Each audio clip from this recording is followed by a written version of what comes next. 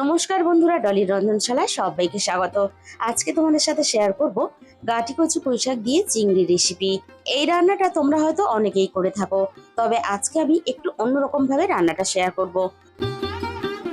এইভাবে রান্না করলে রান্নার স্বাদ আর সুগন্ধ এতটাই ভালো হয় যে এই রান্না দিয়ে পুরো খাওয়াটা হয়ে যাবে, আর অন্য কোনো ডাল তরকারির প্রয়োজন হবে না। আর রান্নাটা আমি খুবই সহজ পদ্ধতিতে শেয়ার করব। কোনো রকম ঝামেলা ছাড়া তোমরা খুব সহজে এই রেসিপিটা বানিয়ে নিতে পারবে। এই রান্নার জন্য আমি আগে থেকেই গাঁটি কচুগুলো কেটে নিয়েছি, আর কচুগুলো দেখো আমি আলুর মতো করে বেশ মোটা রেখে কেটে নিয়েছি। আর কচুর সাথেই আমি পুঁইশাকটাও কেটে নিয়েছি। পুঁইশাকের পাতা আর ডাঁটা আমি কাটার পরে খুব ভালোভাবে ধুয়ে নিয়েছি, কারণ বর্ষার পুঁইশাক তাই কিন্তু বেশ অনেকটাই ধুলোবালি থাকে, তাই পুঁইশাক কাটার পরে খুব ভালোভাবে ধুয়ে নিতে হবে। আর একই সাথে আমি আমার প্রয়োজন মতো কিছুটা চিংড়ি মাছ নিয়েছি। চিংড়িগুলো আমি অল্প অল্প খোসা রেখে কেটে নিয়েছি।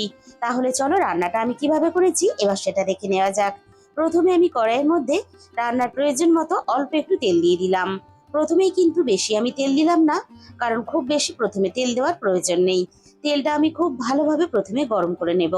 তেলটা খুব ভালোভাবে গরম করে নিয়ে এবার আমি কেটে রাখা কচুগুলো ভাজার জন্য তেলের মধ্যে দিয়ে দিলাম। এবার আমি কচুর মধ্যে অল্প একটু লবণ দিয়ে দিলাম। একই সাথে আমি এখানে অল্প একটু হলুদ গুঁড়ো দিয়ে দিলাম। এবার আমি লবণ আর হলুদটা কচুর সাথে নাড়াচাড়া করে বেশ ভালোভাবে মিশিয়ে দেব। আর কচুগুলো বেশ ভালোভাবে আলুর মতো করে একটু সময় নিয়ে ভেজে নেব। কচু যদি আমরা একটু সময় নিয়ে ভালোভাবে ভেজে নিই, তাহলে কচুগুলো খুব সুন্দরভাবে তাড়াতাড়ি সিদ্ধ হয়ে যাবে। কারণ পুঁইশাক কিন্তু আমরা খুব বেশি সময় নিয়ে সিদ্ধ করে রান্না করব না। পুঁইশাক যদি খুব বেশি সময় নিয়ে সিদ্ধ করে আমরা রান্না করি, তাহলে পুঁইশাক টক হয়ে যাবে, আর তখন কিন্তু রান্নাটা আমাদের খেতে ভালো লাগবে না। কচুগুলো আমি দেখো নাড়াচাড়া করে বেশ ভালোভাবে আলুর মতো করে ভেজে নিয়েছি। এবার আমি সমস্ত ভাজা কচু কড়াই থেকে নামিয়ে নেব।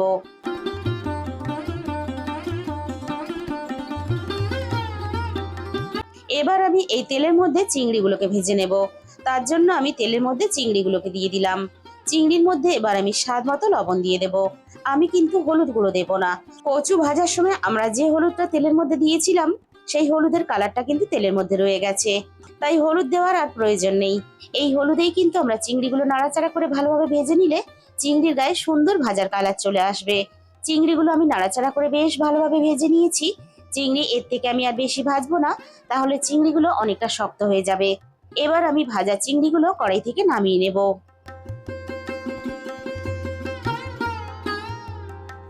চিংড়ি ভাজা তেলের মধ্যে আমি কিন্তু অল্প একটু তেল যোগ করে দিয়েছিলাম।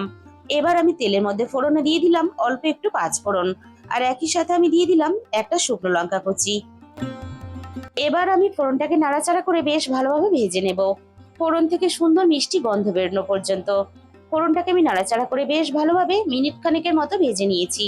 ফোড়ন থেকে সুন্দর মিষ্টি গন্ধ বেরোনোর সাথে সাথে আমি এখানে বেশ কিছুটা পেঁয়াজ কুচি দিয়ে দিলাম।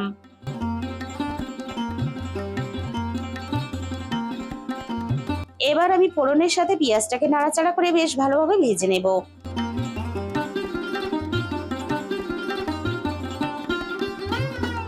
মিনিট তিন চারেকের মতো নাড়াচাড়া করে আমি পেঁয়াজটা বেশ ভালোভাবে ভেজে নিয়েছি। পেঁয়াজের গায়ে দেখো একটা সুন্দর ভাজার কালার চলে এসেছে, আর পেঁয়াজটাও বেশ ভালোভাবে নরম হয়ে গেছে। একটা কাঁচা লঙ্কা, অল্প একটু আদা, আর 5-6 কোয়ার মতো আমি রসুন আগে থেকে বেটে রেখেছিলাম। এবার আমি আদা রসুন আর কাঁচা লঙ্কা বাটাটা দিয়ে দিলাম।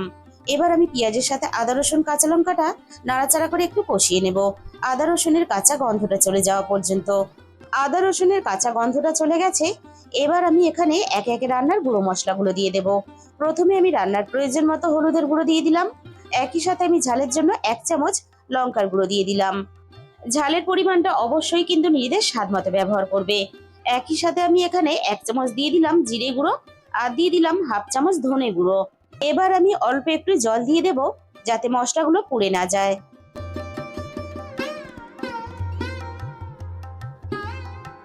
এবার আমি সমস্ত মশলা একসাথে নাড়াচাড়া করে বেশ ভালোভাবে কষিয়ে নেব, মশলা থেকে সুন্দরভাবে তেল ছেড়ে আসা পর্যন্ত।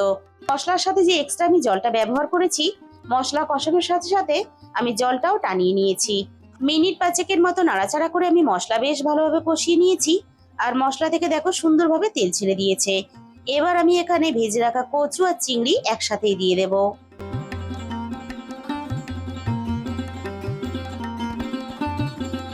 এবার আমি মশলার সাথে কচু আর চিংড়ি একটু নাড়াচাড়া করে কষিয়ে নেব। মিনিট 2-3 মতো কচু আর চিংড়ি মশলার সাথে নাড়াচাড়া করে আমি কষিয়ে নিয়েছি। এবার আমি কেটে রাখা পুঁই শাকটা দিয়ে দেব। আর পুঁই শাকের যে মোটা ডাঁটাগুলো আছে সেগুলো কিন্তু আমি মাঝখান থেকে একটু চিড়ে নিয়েছিলাম। এবার আমি পুঁই শাকের সাথে রান্নার স্বাদ মতো লবণটা দিয়ে দেব। এবার আমি সবকিছু একসাথে নাড়াচাড়া করে বেশ ভালোভাবে মিশিয়ে দেব।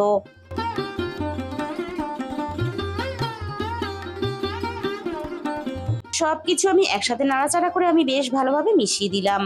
পুঁই শাক ভালোভাবে নরম হওয়ার জন্য এবার আমি কড়াইটা একটু ঢাকা দিয়ে দেব।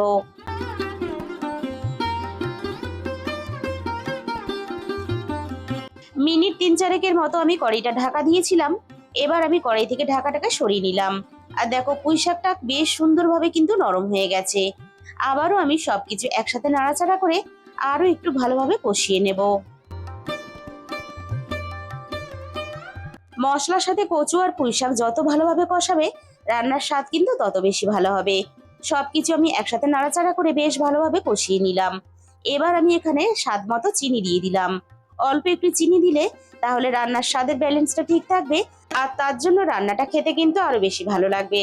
তবে চিনিটা যদি কেউ একেবারেই অপছন্দ করো তাহলে চিনিটা স্কিপ করে যেতে পারো। চিনিটা আমি নাড়াচাড়া করে বেশ ভালোভাবে মিশিয়ে দিয়েছি। এবার আমি এখানে প্রয়োজন মতো জল দিয়ে দেব। আর বন্ধুরা, আমি কিন্তু রান্নাতে আলু ব্যবহার করলাম না। তোমরা চাইলে কিন্তু অল্প একটু আলুও ব্যবহার করতে পারো। সবকিছু দেখো আমি একসাথে নাড়াচাড়া করে বেশ ভালোভাবে মিশিয়ে দিলাম। কচু পুঁই শাক সবকিছু একসাথে সমানভাবে সুসিদ্ধ হওয়ার জন্য এবার আমি কড়াইটা ঢাকা দিয়ে দেব।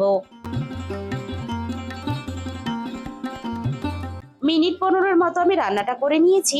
এবার আমি কড়াই থেকে ঢাকাটাকে সরিয়ে নিলাম। আবারও আমি সবকিছু একটু নাড়াচাড়া করে নেব। আর দেখে নেব কচু পুঁই শাক সবকিছু ভালোভাবে সিদ্ধ হয়েছে কিনা। পুঁই শাকের ডাঁটা পুঁই শাকের পাতা সবকিছু সুন্দরভাবে সিদ্ধ হয়ে গেছে। সাথে সাথে কচুও কিন্তু বেশ ভালোভাবে সিদ্ধ হয়ে গেছে। এইভাবে গাটি কচু পুঁই শাক রান্না করলে খেতে ভীষণই ভালো হয়। তোমরা একদিন হলেও রান্না করে দেখতে পারো। তাহলে বন্ধুরা, আজকের এই রেসিপিটা ভালো লাগলে ভিডিওতে একটা লাইক করে দিও। আর কমেন্টের মাধ্যমে জানিও তোমাদের কেমন লাগলো। আর যে সমস্ত নতুন বন্ধুরা এখনো পর্যন্ত আমার চ্যানেলটা সাবস্ক্রাইব করনি, এরকম নতুন ঘরোয়া টেস্টি রেসিপি পেতে আমার চ্যানেলটা সাবস্ক্রাইব করে আমার পাশে থাকার অনুরোধ রইল। তার সাথে সাথে পাশে থাকা বেল আইকনটা ক্লিক করে অল করে দিও। তাহলে আমি যখনই কোনো নতুন রেসিপি আপলোড করব সবার আগে তোমার কাছে পৌঁছে যাবে। আর তোমাদের মূল্যবান সময় দিয়ে আমার এই রেসিপিটা এতক্ষণ সময় ধরে দেখার জন্য তোমাদের সবাইকে অসংখ্য ধন্যবাদ।